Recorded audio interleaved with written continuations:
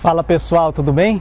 Galera, no vídeo de hoje eu vou responder para vocês aí as principais perguntas, as principais dúvidas que o pessoal que me acompanha aqui estão tendo referente ao floating, tá pessoal? A nossa piscina, a nossa mesa aqui, né, de floating, do sistema flutuante. São muitas dúvidas, o pessoal tem bastante dúvida, mas sempre respondo aqui nos comentários. Inclusive fica a dica para você que está aprendendo, está procurando informações sobre hidroponia. Use os comentários, tanto para você deixar as suas perguntas, as suas dúvidas, mas também veja as dúvidas, né, do pessoal. Pode ser que a sua dúvida de hoje já foi a dúvida de alguém no passado e a gente já respondeu, e só de ver os comentários você já vai ter, né, boas dúvidas aí já respondidas, tá bom? Então assim, ó, eu selecionei aqui algumas, eu vou usar uma colinha aqui, vamos dizer assim, as principais ou as mais frequentes, tá? As perguntas mais frequentes que vocês as perguntas mais frequentes que vocês fazem relacionadas ao floating, tá bom? Então vamos lá, pessoal. A primeira, que é bem frequente essa dúvida, é quanto à água, né? O pessoal pergunta muito se a água do floating, se ela esquenta muito. O pessoal, principalmente quem mora ali em regiões de clima muito quente, fica preocupado com essa questão, né? O pessoal fala, olha, eu tô querendo fazer um floating, mas será que essa água vai esquentar muito? Porque ela fica exposta, né, pessoal? Basicamente aqui o sol bate em cima aqui, direto na nossa mesa, na nossa piscina. Diferente do NFT, que o NFT a gente tem um reservatório, esse reservatório ele pode ser protegido, ele pode ficar debaixo das bancadas, enterrado, pode ser feita uma cobertura, uma casinha para ele. Então o pessoal fica com essa dúvida. A minha experiência aqui, né, aqui no Paraná, e a gente já pegou clima quente aqui nesse ano, em torno de 40, 41, 42, 43 graus aqui em Maringá. Não estou usando Sombrite no momento. Uma média ali de 35 graus durante o ano, tá? Então é uma temperatura bem razoável, né? Calor. E eu não tive nenhum problema com essa água esquentando. Pelo contrário, nas medições que eu já fiz, a água do floating ela sempre esteve mais fria do que a água do NFT. Hoje mesmo eu fiz a medição e a água aqui do float estava 2 graus mais baixa do que o NFT, né? Por que isso acontece, né? Então eu acredito que é um pouco simples, né, a resposta. Porque assim, primeiro pessoal, que aqui a gente tem muito mais água no floating do que no NFT. Então, por exemplo, no NFT, se a gente calcula normalmente aquele 1 litro por planta. 200 plantas, 200 litros de água, né? Já que no floating, pessoal, para mim ter essas 200 plantas, eu estou usando uns 1.200 litros de água. É muito mais água, 6 vezes mais, né? E o que acontece? Quanto mais água tem, menos vai esquentar. Então, assim, um exemplo, se você pegar um copo de 200 ml ou uma jarra de 2 litros, um exemplo, e colocar no sol, qual vai esquentar primeiro? O copo que tem 200 ml. Então, quanto menos água tiver, mais rápido vai esquentar. Então, aqui eu acho que um dos motivos é esse, para a água do float não esquentar, tá? E o segundo motivo é porque, mesmo a parte de cima aqui estando em exposição, mas a gente está falando de placa de isopor, e o isopor é um isolante térmico, então ele não permite que o sol penetre ali e esquente a solução nutritiva, tá? Então assim, pelo menos aqui no Paraná, gente, eu não tive nenhuma preocupação. Já tem pessoal aí que está cultivando em climas mais quentes e também está conseguindo sem ter problemas, ok? Então assim, até então, eu não tive nenhum relato, nenhuma comprovação de alguém dizendo que a água esquentou muito e teve problemas com o floating, tá? O consumo de água no floating é muito grande? Vou gastar muita água? Essa é fatal, pessoal. É uma dúvida que vocês fazem demais nos comentários, tá? Então, gasta muita água no floating? E por que o pessoal tem essa dúvida? Justamente, né, como a gente já comentou agora há pouco, porque usa-se muita água, a gente coloca muita água aqui no floating. Porém, isso acaba distorcendo um pouco as coisas, né? Porque por mais que no NFT a gente use 1 por 1, 200 plantas, 200 litros. Mas quantas vezes você vai ter que repor a sua caixa d'água? Durante todo o ciclo da planta, você vai fazer várias reposições, o nível vai baixando, você vai completando, ele baixa, você completa. Vai chegar um momento que quase todo dia você vai ter que completar, dia sim, dia não. Só para vocês terem uma ideia, nessa minha bancada que está aqui do meu lado, 200 plantas, reservatório de 300 litros. Eu tinha 200 pezinhos de alface, na última semana, na semana que antecede ali a colheita, a cada 2 dias o meu reservatório secava. Então eu enchi 3 vezes o meu reservatório de 300 litros, durante apenas uma semana, para dar conta dessa quantidade de plantas. Então às vezes a gente acaba no NFT tendo essa percepção de que gasta menos, né, do que no float, mas no float basicamente você encheu ele, você não precisa completar mais, tá? Então aí que está a diferença. A gente tem a sensação de que gasta mais porque a gente coloca mais água para iniciar, mas aquela água ela vai ficar ali basicamente durante todo o ciclo, né? Já o NFT a gente tem que estar repondo e repondo e repondo. Então assim, eu acredito que dá quase elas por elas, tá, pessoal? Se for para fazer uma comparação. Mas a pergunta é, gasta muita água? Não, tá? Não gasta, principalmente se você comparar com o NFT, tá bom? Então é basicamente o mesmo consumo ali, não é algo que você vai precisar se preocupar. Ok? De quanto em quanto tempo eu devo trocar a água? Outra pergunta bastante feita. Aqui, como eu faço vídeos para vocês, pessoal, então assim, por exemplo, eu comecei com alface, né? Fiz aqui o teste do alface, ficou bem legal, bacana. Aí no próximo ciclo, depois de uns 30 dias, por exemplo, eu comecei, vamos supor, eu entrei com a rúcula, tá? Então eu fiz toda a troca da solução nutritiva, lavei o sistema, limpei, coloquei água nova, nutriente novo. Por que que eu fiz isso? Porque eu gravo os vídeos para vocês e eu quero trazer o melhor resultado possível, né? Então imagina que eu pegasse a rúcula, estivesse cultivando a rúcula e às vezes faltou um pouquinho de ferro, ou deu uma doença, por exemplo, porque a água já estava um pouco velha. Não seria legal, aí eu ia trazer um resultado que não, né, condiz ali, o teste não ficou bem feito. Então, para que eu possa testar um novo cultivo e trazer para vocês um coentro, por exemplo, que o pessoal gosta muito, uma salsinha, uma cebolinha, eu tenho que renovar o sistema e começar do zero, com tudo funcionando 100%. Né? Então, por isso que no meu caso aqui, todo ciclo eu troco, vocês vão ver sempre eu falando, né, fazendo limpeza. Então, para começar uma nova gravação, um novo ciclo, eu troco a solução nutritiva. Você que tem uma hortinha caseira, tá? Você não precisa necessariamente fazer essa troca, ok? Você não precisa. Inclusive aqui eu estou fazendo agora um teste, agora sim, nessa minha piscina aqui eu estou reaproveitando a água. A gente cultivou aqui cebolinha, coentro, e agora eu estou usando a mesma água, só completei um pouquinho e eu vou usar a mesma água para a gente ver o resultado. Por quê? Porque agora eu vou cultivar cebolinha e coentro de novo. Então eu não vou gravar mais isso aqui para vocês, tá? Esse cultivo.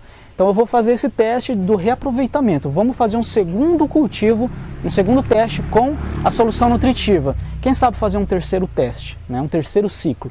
Então assim, você que cultiva em casa pode fazer sem problema, ok? Colheu tudo, continua usando a água mais um tempo, tá? Até você ver, se chegar um momento que não estão se desenvolvendo muito, né? Quem sabe pode começar a ter alguma doença na raiz, aí pode ser a hora de você fazer a troca da solução. Se você vai ser um produtor comercial, e isso é muito interessante, pessoal, vamos supor que você tem ali, vamos pôr ali 20 mil litros, 50 mil litros de água, tá? Um floating bem grande. O que acontece? Eu vou até colocar na tela para vocês uma imagem que um amigo nosso compartilhou, o Alan, que ele tem um floating bem legal, e ele passou bastante informações para mim quando eu fui começar aqui, né, trazer os vídeos para vocês. E o que ele faz lá, pessoal? Ele usa a mesma água já durante alguns anos, tá? Fica anos sem trocar a água. O que é feito? Ele pega da água do floating dele uma amostra e ele manda para um laboratório fazer uma análise. Então é feita uma análise daquela água, o laboratório retorna o laudo ali, né, o resultado. Então o produtor, né, no caso o Alan, ele pega aquele laudo e ele vai ver como que está o nível de cálcio, de potássio, de ferro, todos os minerais, né, contidos ali. Então ele vai saber o que ele precisa adicionar, o que ele precisa ali completar para ele ter uma solução 100% de novo. Né? Então o que ele faz apenas? Um tratamento ali, ele faz ele repõe ali apenas o que precisa. Então ele não faz a troca da água. Tá? Então é como se fosse uma piscina, imagina uma piscina mesmo de fato, que a gente tem em casa. Quem tem piscina sabe, piscina de 10 mil litros, 20 mil litros, você não faz a troca total dessa água, a não ser em casos extremos. Por mais verde e suja que essa água fique, você corrige com tratamentos, com produtos, né? E essa água fica durante vários anos ali, você vai usando ali com a família. Então num floating comercial é a mesma coisa, você não vai jogar fora aquela água. Só para vocês terem uma ideia, pessoal, custa em torno de R$30 este exame, tá? Feito ali, né, essa análise na sua água. Então veja só, para um produtor que tem milhares de plantas é um custo muito baixo. coleta a amostra, manda para o laboratório, eles retornam para você, você faz a correção e continua trabalhando ali sem precisar trocar água. Tá? Então isso é bem interessante para quem vai produzir de forma comercial. Quanto tempo deve ficar ligado à oxigenação do sistema? Outra pergunta bem feita. Aqui no meu caso, gente, eu estou usando um temporizador e eu ligo a minha de 15 em 15 minutos, porque está ligado junto com a minha bancadinha do NFT. Então a bomba liga 15, desliga 15, liga 15, desliga 15, durante o dia. De noite, liga 15 e desliga 45, tá? Então é mais ou menos essa base aí, porque está ligado junto com o NFT. Vem funcionando bem. Eu acredito que eu podia até estender esse prazo de oxigenação, ligar uma vez a cada meia hora, a cada uma hora, daria tranquilo, tá? Daria para fazer isso. Mas no meu caso eu estou fazendo 15 e 15. Né? Ligo 15 minutos, desligo 15 minutos. Tá? É atualmente o que eu estou fazendo. Depois eu posso fazer alguns testes mais a fundo para a gente ver se dá diferença aí, aumentar esses intervalos da oxigenação. Né? E aproveitando essa pergunta, o gancho dessa pergunta, uma outra pergunta tem relação. Na falta de energia, quanto tempo as plantas aguentam sem a oxigenação? Então assim, gente, esse amigo nosso, né, o Alan, ele, quando eu estava conversando com ele, né, um tempo atrás, ele disse que pelos experimentos que ele fez, a experiência que ele teve, uma vez faltou energia, em torno de 2 dias sem energia, e as plantas começaram a apresentar ali uma certa murcha, começaram a murchar e começaram a sentir, tá? Então depois de uns 2 dias. Então era essa a informação que eu tinha. Agora, na minha experiência que eu tenho aqui hoje no meu floating, quem acompanha os vídeos pôde ver que eu fiz um experimento ali no fundo, naquela piscina de criança, piscina infantil, onde na primeira piscina nós tínhamos oxigenação e na segunda piscina não tinha nenhuma oxigenação. O sistema estava paradinho ali, sem nenhum movimento. Tá? E as plantas sem oxigenação, pessoal, se desenvolveram muito bem. Desenvolveram menos do que aquelas que tinham oxigenação, eu até mostrei para vocês no vídeo. O sistema com oxigenação, as plantas cresceram um pouco mais e tiveram uma raiz também maior. Porém, as plantas sem oxigenação, elas se desenvolveram muito bem, tanto que eu vendi aquela primeira piscina, acho que vocês não vão conseguir ver aqui, pelo ângulo aqui da câmera, vendi tudo, pessoal, para um restaurante aqui, o pessoal veio, achou lindas as plantas, coube 50 plantas naquele meu float, na piscina infantil, levaram todas as plantas que estavam ali sem oxigenação. Ou seja, as plantas ficaram 30 dias, desde a mudinha, acho que foram 28 dias, até o dia da colheita sem nenhuma oxigenação. E se desenvolveram muito bem. Né? Então assim, mas para mim é a realidade, tá, pessoal? Muita coisa tem que ser observada, né? Será que em outros climas, outras regiões, será que o mesmo aconteceria? Então assim, a gente tem que cuidar com essa questão da oxigenação. O que eu trago para vocês é os resultados que eu tenho. Então aqui, para minha realidade, eu não me preocupo muito com a oxigenação mais, tá? Então eu tenho certeza que aqui ficariam muitos e muitos dias, tanto que eu cultivei durante 30 dias e as plantas se desenvolveram muito bem sem a oxigenação, tá? Acho que está acabando as perguntas, pessoal. Como calcular a quantidade de água por planta no floating? Essa também o pessoal faz bastante. No NFT a gente calcula 1 por 1, né? 300 plantas, 300 litros, mais ou menos isso. No floating eu não costumo passar isso, pessoal, porque assim, imagina se eu falar para você, para 200 plantas você tem que ter 500 litros. Como que você ia dimensionar isso, né? Tamanho, largura, comprimento, altura. Dá para fazer? Dá, mas eu acho que seria um pouco difícil. Não se tem muito uma regra para isso, a quantidade de água. O que a gente tem que levar em consideração é a altura dessa camada de água. A minha piscina aqui, pessoal, ela está com 15 centímetros, né? Então essa daqui ela foi feita com 15 centímetros de parede, 15 centímetros de água, então, que eu posso ter. É a base, pessoal. Até uns 10 centímetros de água, eu tenho certeza que já daria para cultivar. Dá para produzir normal. Tá? Então seria uma média ali, de uns 10 até 20 centímetros, eu já vi algumas pessoas fazendo, de lâmina de água, tá? De camada de água. O meu aqui, 15 centímetros, mais do que suficiente. É 15, mas aí desconto o isopor que tem 2,5, né? 2, então dá uns 12 centímetros de água. Cultivo perfeitamente, encho uma vez e dá para basicamente todo o cultivo ali, dependendo da planta. Encheu, dura ali o mês todo ali, tá? Então assim, eu não vou muito pela a quantidade de água, eu vou pela altura, pela parede do seu floating. Mais ou menos 15 centímetros, 20 centímetros é o suficiente para você fazer ali a altura da sua piscina, a altura ali da parede, tá? Quais os parâmetros do floating? pH, condutividade. O pessoal faz essa pergunta sempre também. Gente, eu uso mesmo do NFT, ok? Então assim, atualmente eu estou usando em torno de uns 800 ppm e o pH em torno ali de 6,5, tá? Eu não estou me preocupando muito ultimamente com o pH, andei dando uma relaxada aqui, mas assim, estou produzindo muito bem, pH em torno de 6,8, às vezes bate 7, estou produzindo. Mas assim, se você já produz no NFT, nas bancadas, nos perfis, você vai levar para o floating os mesmos parâmetros, mesmo pH, a mesma condutividade que você já trabalha ali no NFT, tá bom? De acordo com o clima, tem pessoal que trabalha com a condutividade menor, maior, então assim, não vai fugir, tá? Você pode trazer ali os mesmos parâmetros, tá bom? Gente, tem uma última pergunta e na verdade eu não vou responder essa pergunta agora, mas eu sei que essa é a pergunta que basicamente a maioria de vocês já se fizeram em algum momento ou tem uma sementinha plantada ali na cabeça de muitos de vocês que vem acompanhando os meus vídeos sobre o floating, sobre NFT, os meus resultados aqui no floating principalmente. O pessoal pergunta muito para mim, qual é a melhor técnica hidropônica? O NFT ou o DFT, ou floating, né? E não é só esse tipo de pergunta, são muitas perguntas do tipo assim, qual que cresce mais, no NFT ou no floating? Qual que gasta menos água, né? Qual que a colheita é mais rápida em qual? Ou qual o custo, qual é mais barato, qual é mais viável? Então assim, são muitas perguntas fazendo comparativos, né? Vocês me perguntam muito sobre isso.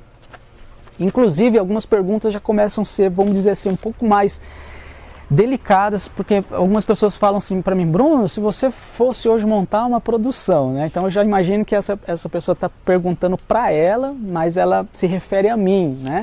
Se você fosse montar hoje uma horta hidropônica, fazer um cultivo aí para você vender, você faria o NFT ou o floating, né? Fazem essas perguntas para mim. Pergunta do tipo assim, Bruno, eu quero investir na hidroponia, eu estou com dinheiro, vou fazer um investimento. Qual que você me recomenda? O NFT ou o floating? Então são perguntas delicadas, né, pessoal? Por quê?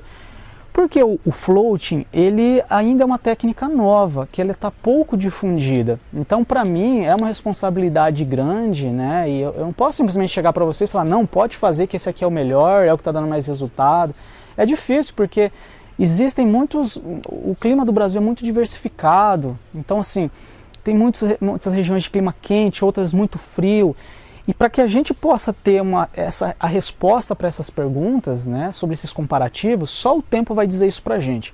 Quando mais pessoas estiverem cultivando, mais pessoas estiverem usando o floating, difundindo essa técnica, conversando, trocando experiências, mostrando resultados, decepções, frustrações, enfim, a gente precisa que vocês estejam praticando o floating de vários locais do país, de vários climas, várias culturas, para que a gente comece a juntar as pecinhas ali e começar a ver de fato, né, o que é viável, o que não é, vantagem e desvantagem. Mas assim, ó, eu vou responder essa pergunta para vocês, tá? Eu vou bolar um vídeo bem bacana, prometo para vocês, passando a minha experiência sobre tudo que eu estou vivendo com o NFT, com o floating, vantagem, desvantagem, o que o floating ganha, o que não ganha, enfim. Eu vou passar para vocês a minha experiência, eu vou fazer um vídeo bem legal. Então assim, se você está assistindo este vídeo agora logo no começo, na estreia, nos primeiros dias, então você não vai poder assistir ele agora, este vídeo que eu vou falar sobre as vantagens, né, a comparação entre os dois sistemas. Se você estiver assistindo esse vídeo já depois de um certo tempo, então eu já vou ter produzido, né, esse próximo vídeo, eu vou deixar aqui no cantinho para você. Então é só você clicar e assistir no vídeo onde eu vou falar sobre as vantagens do floating, sobre o NFT e o que eu acho, qual que é mais viável, né, o que é mais interessante, eu vou passar a minha opinião para vocês, tá bom? Prometo fazer um vídeo bem legal, bem caprichado.